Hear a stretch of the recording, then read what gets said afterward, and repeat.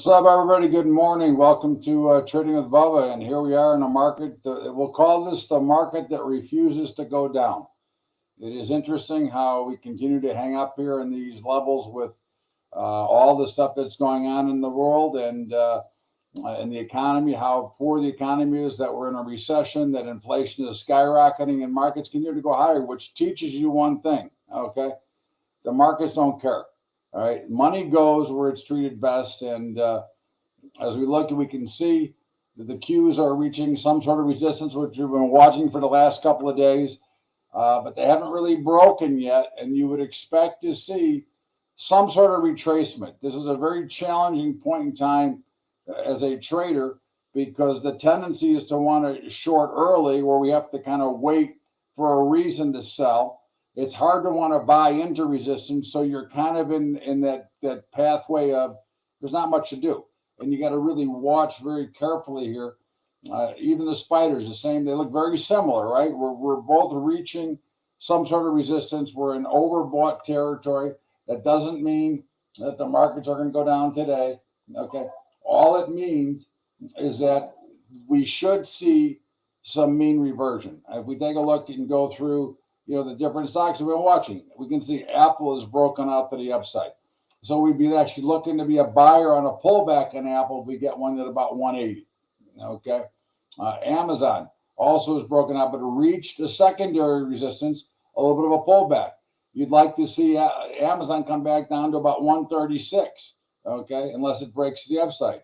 Bitcoin is real hot today. So Bido is breaking out. BitQ is breaking up to resistance. Coin is going crazy, which is breaking out to another level. These are all things to watch. And again, you never want to get caught trying to chase the market in either direction. You want to find a reason to play. I look at coin. The only play I could make here, if any, would be to be a seller based on the gap higher and the skyrocket upwards. However, there's not enough volume to want to do anything right here. So I'd have to be more patient. Meta, again, is pushing up to that resistance level we talked about the other day. 320 was the first one, followed by potentially 330. Okay. Google continues to struggle and is at resistance once again. GLD, if you trade that, okay, is up to a resistance level as it's trying to come down a little bit. IWM is on support. So interesting. One index, the Qs and the SPY are up at the top end. IWM is at the bottom end.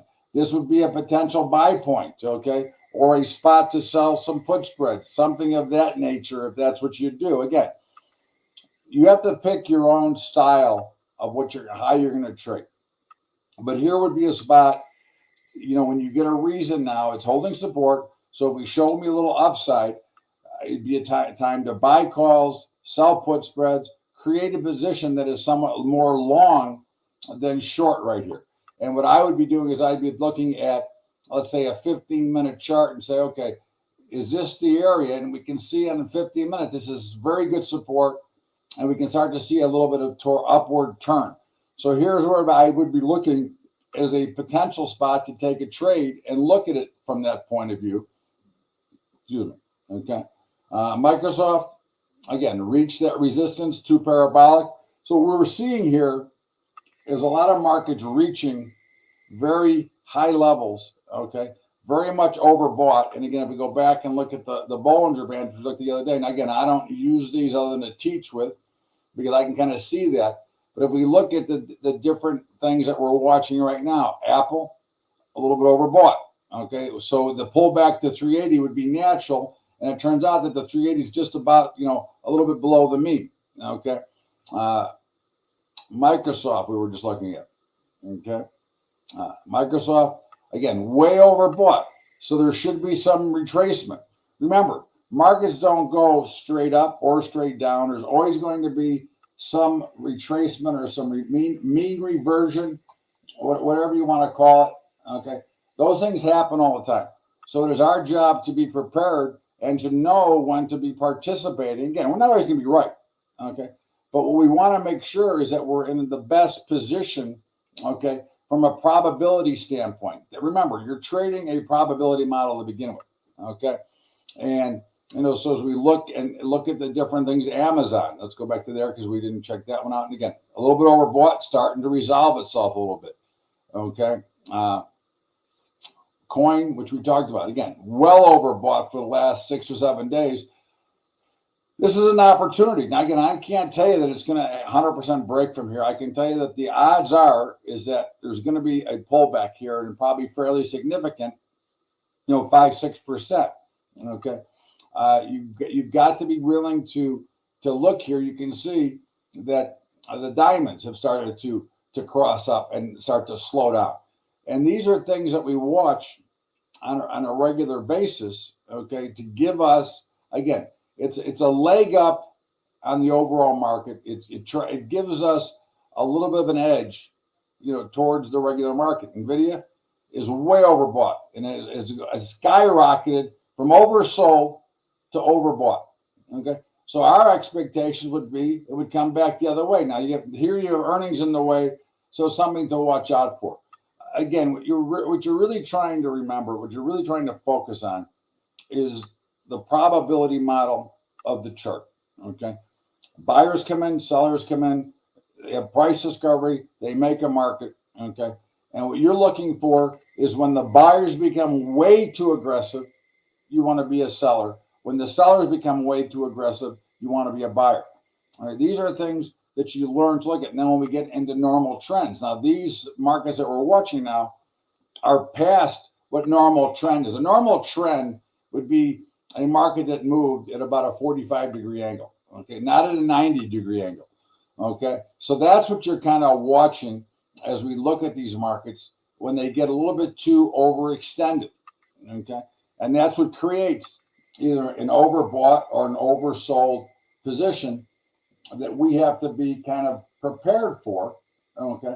And what we're trying to watch for so that we can, again, put ourselves in the highest position of probability, okay?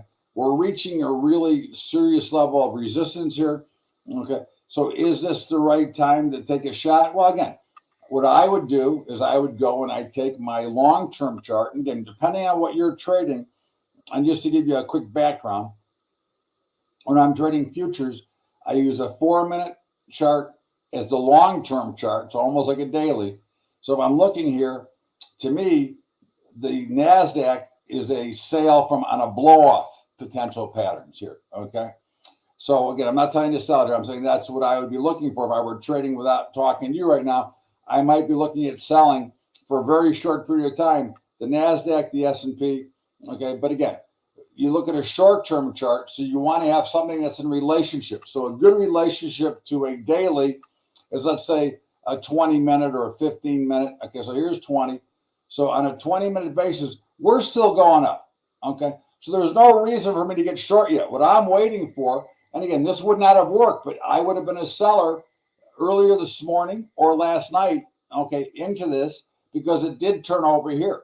All right, so I'm waiting to see a couple of red bars show up so that it gives me an indication that maybe the sellers are going to start to show up in a market that's very much overbought, okay? And these are the things that I'm looking at, whether it be in the Qs or like the spiders. Spiders, the same thing, right? They did give you an opportunity. Now, again, you couldn't have made any money on this trade because it needs to go down obviously a little bit farther when you're trading in the option market or the stock market. But I think you're getting the idea that I need a reason.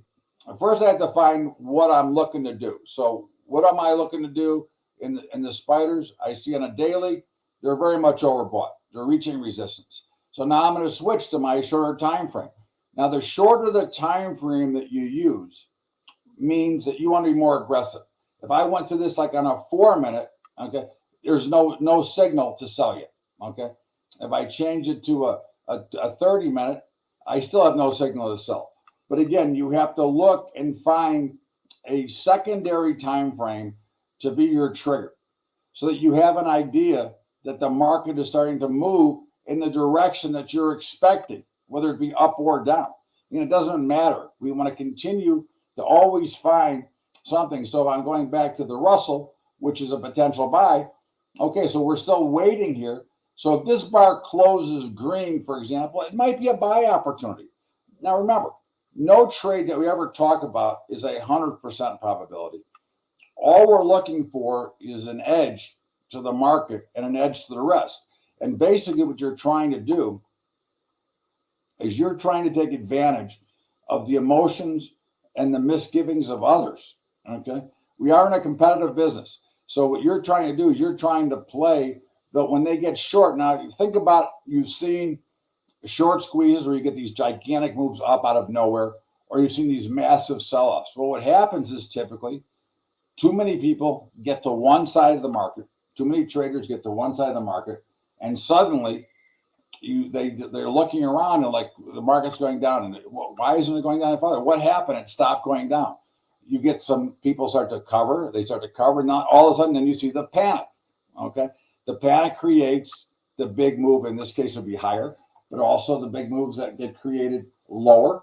Okay, these are things that we have to watch for, and these are things that we can benefit from by using the shorter term time frame. Because if you remember, we talked about once upon a time what is known as universal price.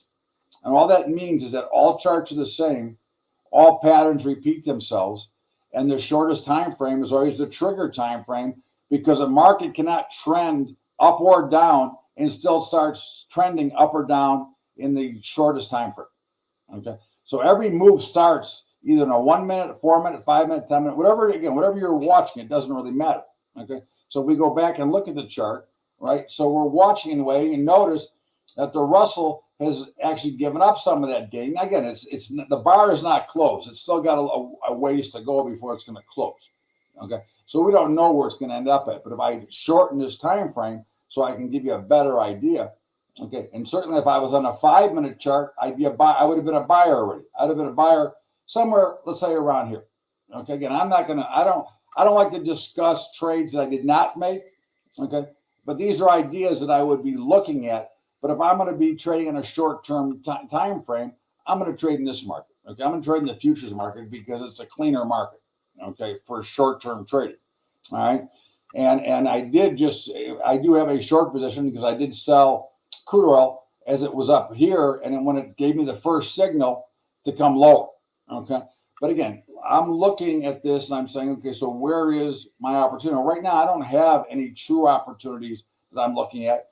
I've got the NASDAQ going straight up, but again, the one spot that I might have sold it, okay, first of all, let's see if it would have been a trade, okay, and it would not have been a trade yet, okay, so I'd be waiting for a red trigger bar here yet, which we'll see. Again, they're not all going to be winners. I want you to be very clear that you understand that no matter what, we're never going to have 100% win rate, okay, but we have to use the best tools that we can use to make ourselves and give ourselves the highest probability of success. And it is using the market footprint, the market action, okay? And one of the biggest things that is always a great trigger and a helper is you get massive volume, okay, with huge price movement. That is usually an area to participate in the opposite direction of where that move is going, okay? Because more often than not, that action is being created by fear. It's being created by emotion, and we want to take advantage of those emotions. There was an old saying on the trading floor, okay? When you can see somebody's tonsils, give them anything they want because they're wrong, all right? And that, think about yourself. Go back in your trading history. Think if you've ever panicked or chased a market, and remember what you were thinking. That's what you're trading against, okay? So as we're looking, okay, at let me go back here, all that, yep. Okay, so we're looking at the NASDAQ future or the S&P, either one, okay? Either one could be a potential sale right here, okay? So let's see if I can get a trigger signal. I haven't got one here because this is still relatively flat, okay? I haven't gotten one here yet because it's still relatively flat. So I needed to commit to me that it's going to go lower. And if it does, if we get a trade, I'll make a trade. I don't have a lot of time, but I will make a trade. If we get the opportunity, I will certainly attempt to make a trade as we've done in the past here. Okay. You know, we don't mind trading because I'm trading anyways. I mean, that's what we do, and that's what I do every day. Okay. You're seeing some potential trade, in in the crude oil now, crude could become a buy. Here is a perfect example, okay, of a sell. Okay, looks like a panic sell to the downside. Let's flip over to the one. So we're watching it right here. So we're looking for here, if this closes, so we'd be looking to be a buyer, but we need this bar to close first before we become a buyer. Okay. And it is closed, so I'm going to be a buyer. Okay. Okay, so I bought crude oil futures. Okay. So now where's my stop going to be? I'm going to use a stop of 60 ticks below the low. So my stop's going to be at 75.50. Okay. 75.50 is going to be my stop. Okay. And here I'm putting my stop in. Okay, so I'm long crude oil based on this action right here. Okay. And I know my stop is. I've got a tiny profit at the moment. Okay. But we'll watch this trade out as we're watching markets. But you can see that this was an extreme. Now, again, it doesn't have to work, but it was an extreme. So now the trade is profitable. And where do I start to mark my profits? Well, the first thing I'm looking for is the next potential resistance level, which might be up here this high as 76.50. Now it's starting to pegger and slow down a little bit. Do I want to do anything yet? And I can go, well, you know what? Maybe I will. Maybe I'll go ahead and, since we're here, I'm going to go ahead and lock in a small profit.